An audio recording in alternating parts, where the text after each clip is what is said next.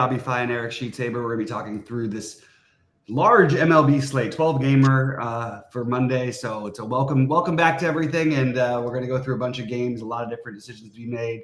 Not a necessarily an offense that stands out in a massive way, at least not to me at the moment. So we'll have to figure out what we're going to do here.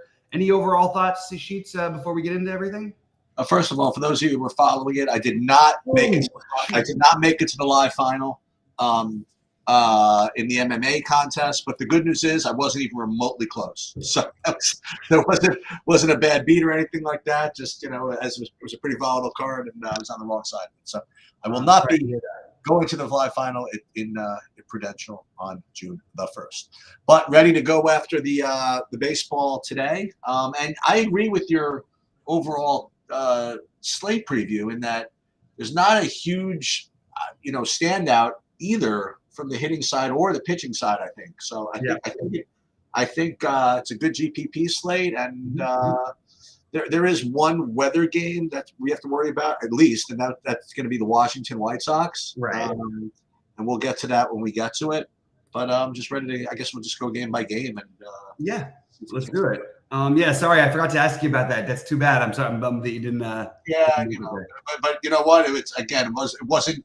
I had like 12 different lineups I was stressing over all week, and then I cut it to 8, and then I cut it to 4, and then to 2, and then I coin flipped the last 2, and I picked one, and none of the top 14 would have gotten there, so it didn't make a difference. Didn't make a difference. Okay. What do we got first? So Tampa, Boston. Yeah. So, as I mentioned, I have a whole bunch of pitchers that are kind of close, but this game I don't really have either of them near the top of even that list. So I don't really have Crawford rated high, and I don't really have Eflin rated high. I mean, I have him as like the better of the two, but not a real lot of interest. And as far as the hitting goes, I mean, I'm not really getting to either of them either. I'm trying to look not on raw points, not really on value either. So I'm really not getting much of either of these teams. Yeah, I sort of like my instinct is the same thing. I think both of these pitchers on a different slate you'd consider. There's just other guys who I like a little better that are cheaper and better spots. And I think that both offenses are in play because it's Boston. There's not that many great hitting condition places today. There's not that many incredible matchups or anything. So I think everything's in play here, but nothing that I found a reason to prioritize. If I had to pick anything, I probably would prefer to take shots on Eflin, and I probably would prefer to take the Red Sox side of the stacking. So again, I'm not getting to anything here, but I might have to revisit it because I don't feel amazing about the stacks that I do have. All right, this is Philadelphia, New York. Philadelphia, New York. All right. So I have Manaea and Sanchez. I have them currently rated Manaea 4th and Sanchez kind of like a 100-way tie for 5th, 6th, 7th, 8th, 9th or something like that. Yeah. So, both look cheap enough to put them in play.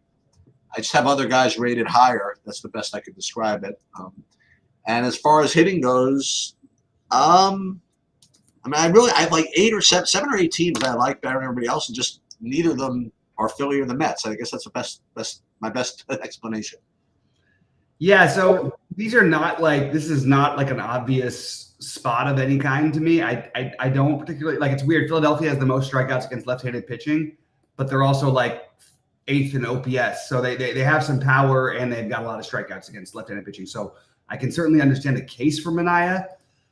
This seems like the kind of matchup, just knowing Manaea for, having watched him pitch for a long time, that would give him a lot of trouble. You have a team that takes a number of pitches that makes you work, and that's something he tends to struggle with. I think he's faced the Philly team 3 times, and I don't think he's ever given up. I don't think they've ever scored like less than 10 runs in any of those starts.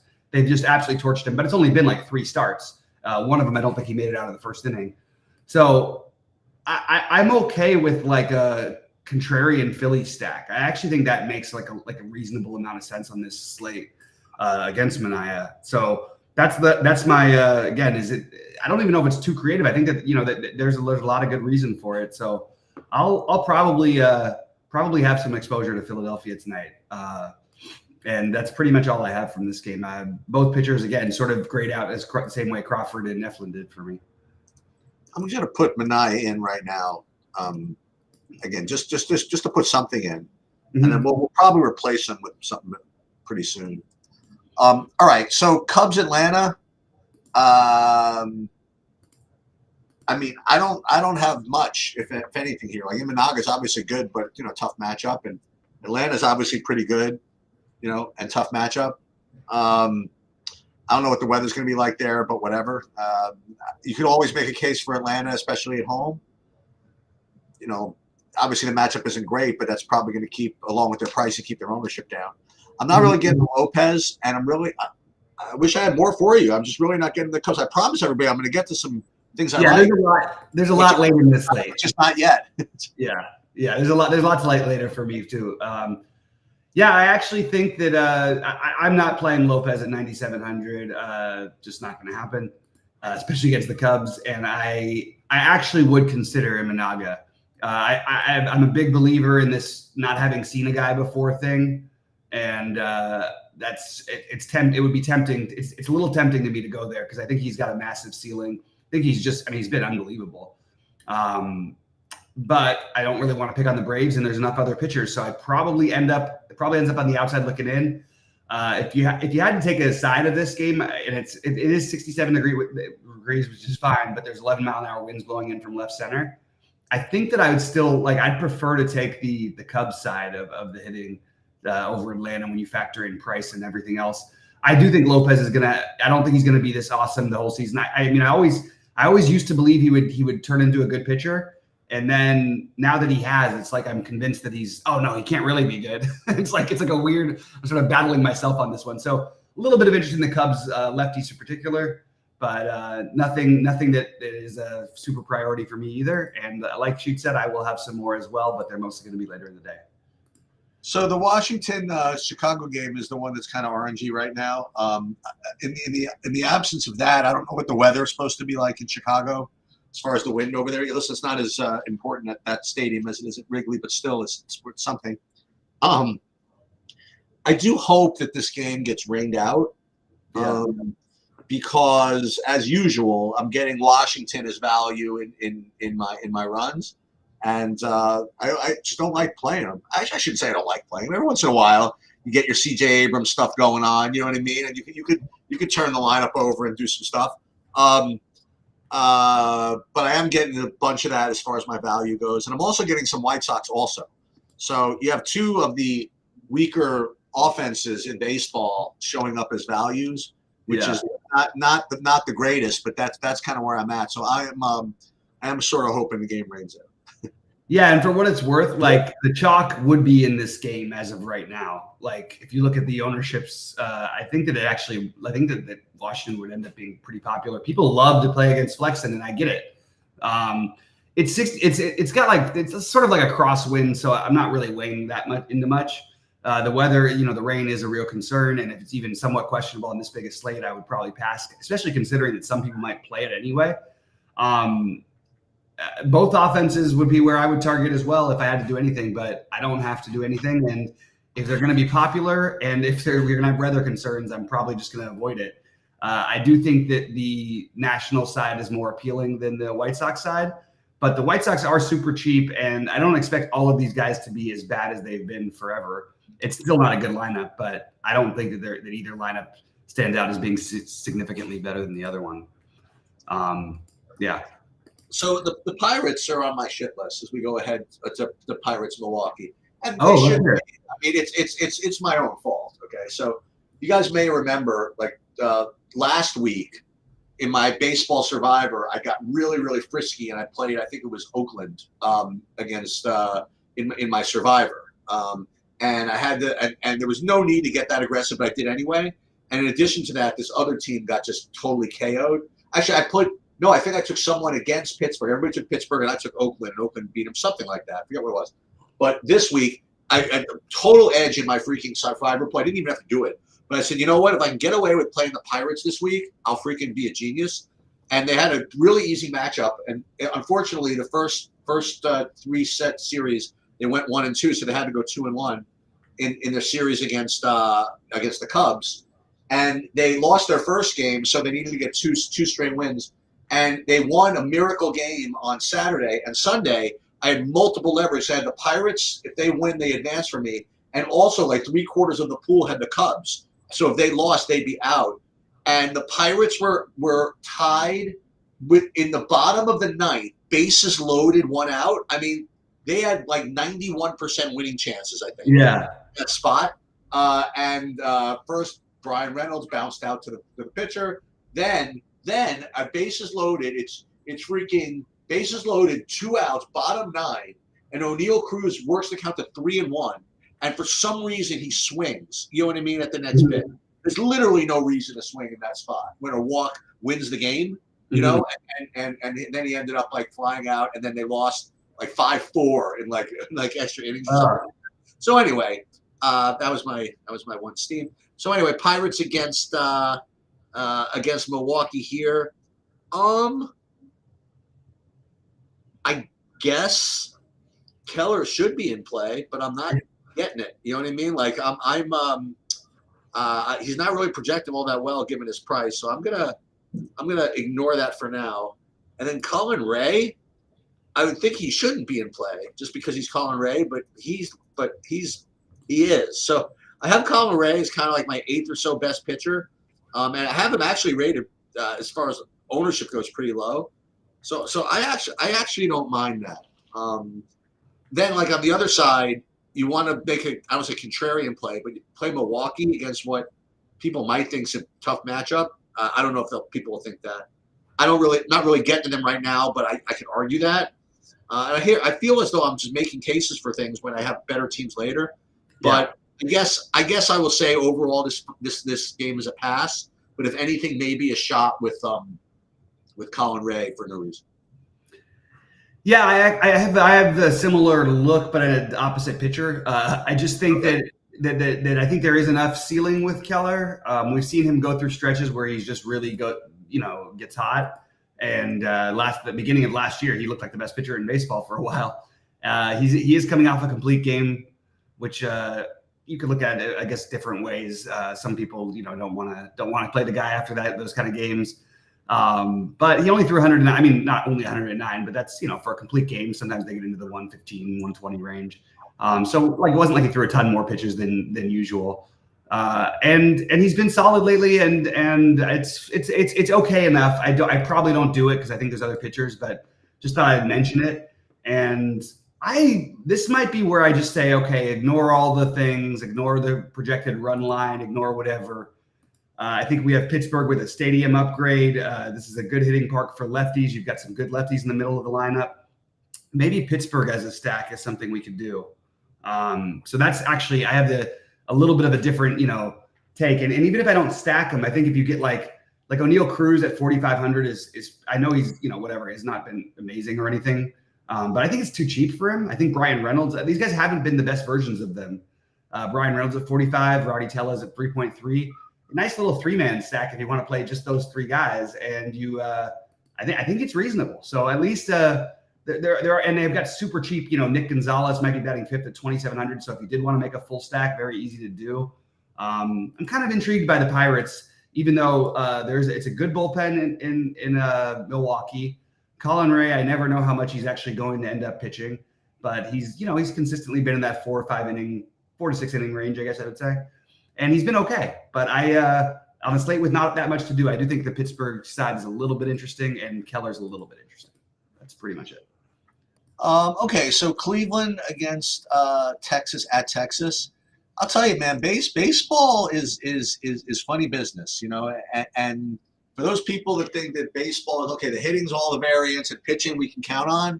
All right, let me just reiterate what's happened with Tanner Beebe. Okay, he went into Atlanta and basically put up his claim for the Cy Young Award. Okay, 9 strikeouts, no walks, 7 innings, 2 hits, pure domination, and then he proceeds to get rocked at home by the Angels and Tigers in consecutive starts. Okay, yeah, it's rough out there. I tell you. But I will say this: that it's not exactly the form you want to see going into Texas. So I'm gonna not be able to play BB. As a matter of fact, even though they don't really project all that well today, for some reason, I have no problem playing some Texas. And on the other side, Cleveland's they're my blend team. In other words, they look pretty good as far as value and with kind of just raw upside also.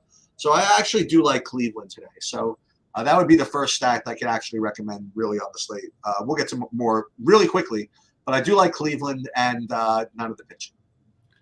Yeah, same page here. I like Cleveland as well, and I don't want to eliminate Texas on the slate where Texas fits into the same category of the other spend-up offenses, a little better than Atlanta, probably a little worse than the Dodgers by my count, but pretty close. So I think Texas is in play, and I like the Cleveland side. Cleveland they ain't cheap anymore, though. No, they're expensive. Look at these dudes. Yeah, you got that. That's the part that you don't think of when you think of Cleveland, but you do have you could get that Manzardo in there at 2,200 that sort of rounds things out. Oh, I will be, I think.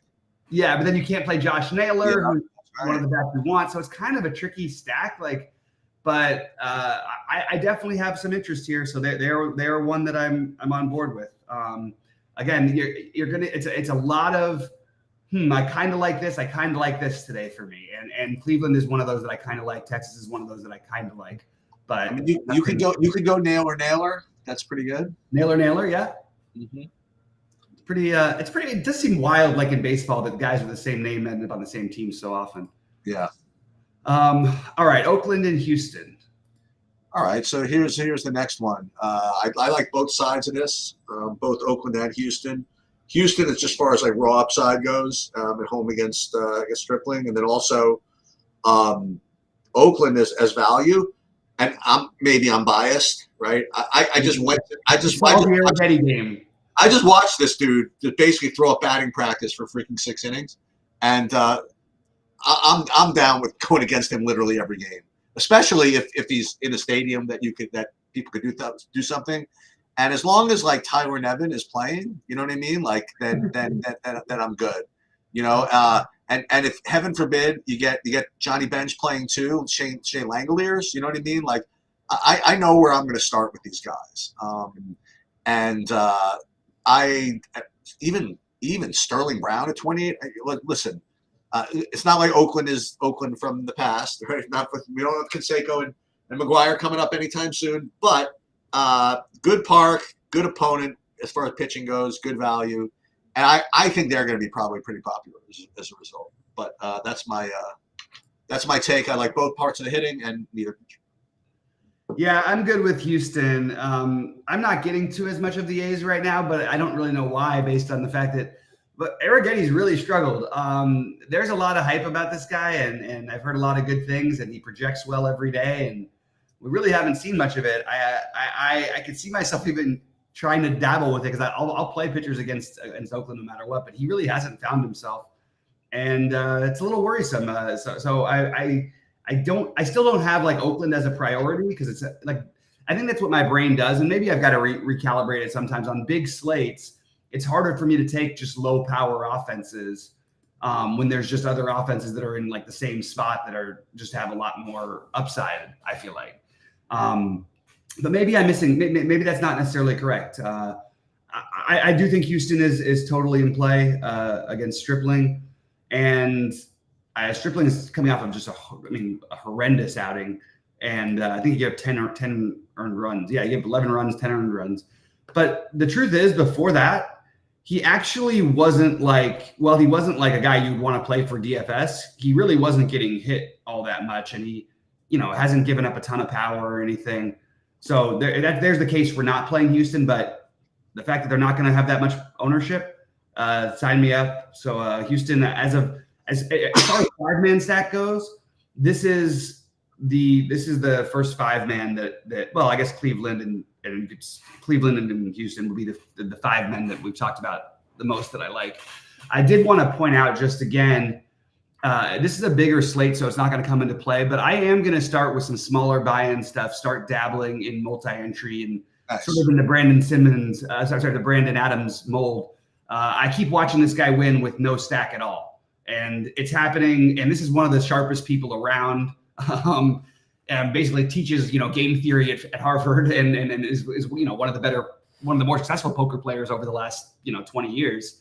And I'm interested in when people are doing things a little bit different. And he seems to be playing different variations of semi-cash lineups in these tournaments, and it's working incredibly well for him. So it's more on 7-8 game slates that I'm going to try it, but I just wanted to throw that out there again, just to try and always interesting to see how to do things a little differently than how other people are doing them. So that was just something I was considering.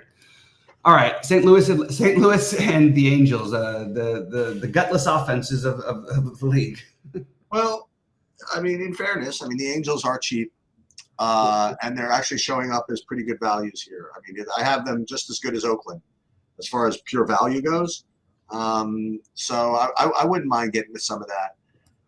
As far as the pitching goes, we're going to get to what I think is a pretty chalky, logical pitcher a little bit later in this range, but you want to pivot off of that. I think Soriano is perfectly reasonable at 6,500. So I definitely recommend that. So for me, it's Soriano and some Angels value. Yeah, I think if Soriano doesn't have that bad inning against Pittsburgh the other day, that he's probably one of the popular pitchers on the slate, actually. It's just funny how things, change because he has stuff. He's got good stuff. Like and St. Louis has been just completely atrocious and a disgrace as a team. So I don't know. I think you could argue for Soriano, and I think you could certainly argue for both sides of the hitting in this game, even though for me, I would look at it more as, again, like a big slate. I probably would want naturally to look for more as like a side stack, use them as a 3-man and a 5-3, maybe use them as a 3-man and a 4-3 or whatever, something like that. Because I don't love these offenses, and also the Angels the Angels are cheap, but not in the places you want. They're not as cheap as I thought they would be. You got Tyler O'Neill at like $6K. Anyway, so I'm okay with both sides of it. Nothing that makes the priority list for me, but yeah, I certainly wouldn't mind it, and it's one of the many late slate games. I think if I had to pick one though, I would definitely rather play the Angels than St. Louis. And it's just because I don't know what it is, but St. Louis, well, they look great every day because they platoon their players and no one can hit. So everybody's cheap. But man, they are just so hard to see it coming through when they just have been as bad as they've been all year. But I also don't want to give into my own personal bias because they've been really bad for me. The truth is they've been really bad in general. They've scored 5 runs. They haven't scored more than 5 runs in like 2 weeks. I don't know. I don't know if I can do a full stack, but it definitely are there are definitely 2 pitchers that I don't mind taking shots at. And I think I would side with the Angels though, if I had to pick one side. So I'm going to put the LAA on there. This might be an all LA night for me. All right. Chicago, Arizona. It did not work out well for me Friday. I literally, I got too married to the Dodgers. And of course they got 2 hit. All right. Cincinnati, Arizona. Yeah. So I have Arizona as kind of like my 4th best, just kind of raw upside stack. I have Houston up there, Cleveland up there. We'll get to another one later. And I do have this Arizona as well. Walker, Marte. I just threw the guys in that, like Carroll. Make sure you put the right Jay Peterson in with the right last name. Well, not that Jace Peterson is terrible, you know what I mean? But if they both play, make sure you get the Jock Peterson in there. Yeah. So I do like all those guys. Not really getting to Montgomery or any of the pitching here. So for me, like Arizona's probably on the top of, not the top of the list, but near the top of the list of teams I like. Yeah, don't disagree. I have Arizona right there. I also think that Cincinnati's in play a little bit. Montgomery's been getting very lucky as a pitcher this year, just in a lot of ways, hard contact, leaving runners on base, all that kind of stuff. And he just doesn't, I don't think he looked very good. I don't know. So I'm if the roof was open, I would be screaming, play both sides of this. It's going to be a million degrees. I know Montgomery pitched really well against the same team, but you know how my feeling goes when you have a great outing against one team and then you get to go face them again. Kind of interested in playing that back, you know what I mean? So back-to-back starts against the same team. I think that Cincinnati gets a little bit of an edge there, and I think this whole game seems very playable. I just wish the roof was open, and it would be my target of the slate if the roof was open, especially the Arizona side. But as of right now, I do have Arizona as the preferred side, but definitely open to Cincinnati as well. So Kansas City, Seattle, alongside of Yamamoto, which we're going to get to. I mean, the two pitchers in this game are the two best on the slate, as far as I'm concerned. And because of the price savings, I think it's pretty safe to say that those two are the best values, Singer and Kirby. So we do like both those, both good pitchers, both obviously they're both in a good stadium because they're both pitching in the same stadium. And I like them both quite a bit. Enough for me to probably keep me off of the hitting. Although again, I know that in SaberSim I'm going to get to some of both these teams because I always do anyway. And because Singer and Kirby are both going to look good and probably get owned, I'm going to end up getting to some Kansas City, Seattle, whatever. But these are probably the two best plays on the slate, Singer and Kirby. Yep, same page. I like both sides. I prefer Kirby to Singer a little bit, which I think is a little contrarian. Well, not a little contrarian. I just think Singer. I thought Singer would be more popular today. Maybe he won't be. SaberSim thinks he will be. Other people don't seem to think so. I like the pitching. I have no interest in the hitting. And these two guys are the first two guys I circled, and they still look like my two favorite pitchers on the slate when you factor everything in. So probably going to end up with the good bit of each of them. The next big value again is what I have is the top overall point per dollar play on the slate is from the next game, which I alluded to earlier, and that would be Randy Vasquez at 6K against home against Colorado. Not as if he's been like amazing or anything like that, but the matchup is just so pristine that it's he's going to show up as a really, really good play. As I go through the slate, not exactly sure you're going to need to save all that money at pitching. Yeah, right. That's the problem. That's the issue. But as far as just raw point per dollar stuff goes, listen, if you want to play like the 5 most expensive Dodgers or the 5 most expensive Braves or the 5 most expensive Astros, Vasquez is going to be kind of important. But you could probably get away without playing him, I think. But he does show up as a good point per dollar play and really highly owned. Not getting to Dakota Hudson and not getting to the Padres, but I could get talked into that. So you want to try to talk me into that? You want to give me some more color on Vasquez? What do you like? Yeah, I will talk you into that a little bit. I do think the Padres, if there was like one offense that seemed to make the most sense, I actually think that it's probably them. I know I mentioned some other ones that like the Dodgers and Arizona, but I actually think the Padres, when you consider just the Dakota Hudson factor, the horrible bullpen behind him, this lineup is much better with Arias in it than it was beforehand. For those of you guys who don't know about Luis Arias, I don't know how this has been kept secret. Like, this guy is an awesome hitter. I just don't think he gets talked about enough because he's not a home run hitter. But they took throughout his first whatever number of games, exactly the same age. They're exactly the same age, exactly the same number of games. He has the exact same numbers as Tony Gwynn, basically across the board, except for stolen bases. He's that good of a hitter. He's a legit 320 plus hitter. He's the best average hitter in baseball. So he really rounds out this lineup nicely. He's always expensive, and it's always hard to play him in DFS because he's basically going to hit a bunch of singles. But you can do it in stacks, and you've got a reasonably affordable Tatis at 5,400, a reasonably affordable Machado at 4,900, Cronenworth at 46. These guys just had a nice series against my Dodgers. I like San Diego, and if people don't play them, I think that becomes a natural thing. And I'm really leaning towards the San Diego, Arizona as of right now as my two favorites from what we've talked about, even though the Houston one is still sort of intrigues me, and Cleveland as well. But all these things that feel similar, the least surprising thing would be to me is if Dakota Hudson got lit up. And thinks that means we should probably play a little bit of the Padres. Now, not a great hitter's park, only 62 degrees. No winds really to deal with, but that's the downside. But I do think that the San Diego offense is a reasonable play tonight for sure. So for those, I can't really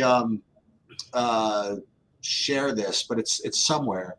What's come out in the last couple of days is this new like StatCast data from the bat for measuring bat speed and bat accuracy and whether you square upright and all this stuff, and they kind of like plot on a scattergram like kind of where everybody is. And I can't really show the visual here, but like you see, for example, like Giancarlo Stanton is like all the way out on the right as far as his pure bat speed goes. Okay, and then like there's like O'Neal Cruz and like everybody else, right?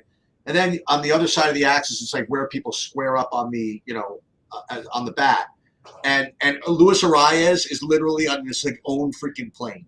Okay, like he squares up the bat to the ball, like it's literally almost a statistical outlier. Now again, combats that with literally having like the lowest bat speed of everybody that's tracked also, right? And then they show like probably how Juan Soto is like the best combination of the two, whatever it is. Right. But like see like how accurate like Luis Arias is with getting the barrel on the ball in the right way. It's pretty scary actually. And I mean he is going for like a really just kind of a sick record, especially in today's day and age. Like he has a very real chance to get like batting titles with 3 different teams. And I think in 3 straight years, which would be pretty crazy. How insane is it that people keep trading like the leading hitter. Anyway, so yeah. Yeah, absolutely. I guess go ahead to Dodgers, San Francisco. Yeah, let's do it. I'll start. As I mentioned before, Yamamoto he's got really, really good upside. His price is what it's worth. Yamamoto may not be okay. So it's gone back and forth. Now I see Yamamoto. It's different pages had Gavin Stone and different pages had Yamamoto. Just okay. But I think it's Yamamoto. So he has the upside. He's got the raw points he can get that he can certainly outscore both Singer and Kirby. He's got $2,000 more that you have to sacrifice to get there, which is going to keep his ownership lower. That's just the fact. So if you can make that work, you could. I have no problem with playing him. The hitting side of this, as usual, the Dodgers showing up as a top raw point option, and between Singer, Kirby, and the guy from San Diego, you can certainly get there. I think I wouldn't say easily, but you can certainly get there. And as a result, I got a feeling people are going to get there. But I don't know. Are they going to be as popular as Houston? I don't know. I don't think so. Are they going to be as popular even as Cleveland? Yeah, probably. Cleveland's pretty expensive. But I don't know. I'll get to the Dodgers somehow tonight. Yeah, it's a little. I mean, look, it's cold. It's 58 degrees. It's not like for LA that's cold. It's in San Francisco. I'm sorry. Excuse me. So going based on normal Dodger games, that would be cold. Excuse me. And meanwhile, Ohtani was out yesterday, so that's something. Yeah, Ohtani sat yesterday. I do have the Dodgers as definitely in play. I still am surprised the run total is quite as low as it is. And I think that they're definitely a reasonable option. When I thought Gavin Stone was going to be pitching, I was going to be open to San Francisco as a stack, but that's out. Yeah, I have the Dodgers. So the Dodgers, Arizona, San Diego, Houston, I guess are my main teams, and I have a bunch that I'm considering. I mean, it's just that I don't feel so great about any one that I'm having a hard time narrowing it down. But I'm going to narrow it down, and I'm going to work on that and see what I can come up with. Yeah, but that's where I am for right now. I mean, and then pitching, I have Kirby, Yamamoto, and Singer as the 3 guys I'm definitely planning to use them the most. And D Pope just brought up a question. I was going to suggest this too, Sheets. Do you want to do a quick 15-minute basketball one after this? Sure. It's gonna be fun to talk it through, I think. But yeah, so we'll do that right after this, D Pope. And yeah, so that's what I've got as my priorities. Sheets, did you want to touch on anything else for baseball, or save the rest? Nah, we're good. I mean, again, it's pretty straightforward to me. I mean, Kirby, Singer, then Yamamoto up upper tier pivot. Sanchez is it Tim Sanchez? No, who's the pitcher for San Diego? Vasquez, best value, but you could pivot to other stuff like Soriano, 6,500 is not bad either. Yeah. The only thing I just be if Vasquez happens to go out and throw like 50 pitches, don't be just shocked. It's in the realm of outcomes for that guy. We've seen it before. In fact, it's against the same team. All right, so good luck to everybody. We'll see you live at 6 Eastern to cover this, and we'll touch on the NBA then. But we're also going to do a quick NBA stream now, and we're not going to have two game slates for much longer. So kind of want to enjoy the ones we have.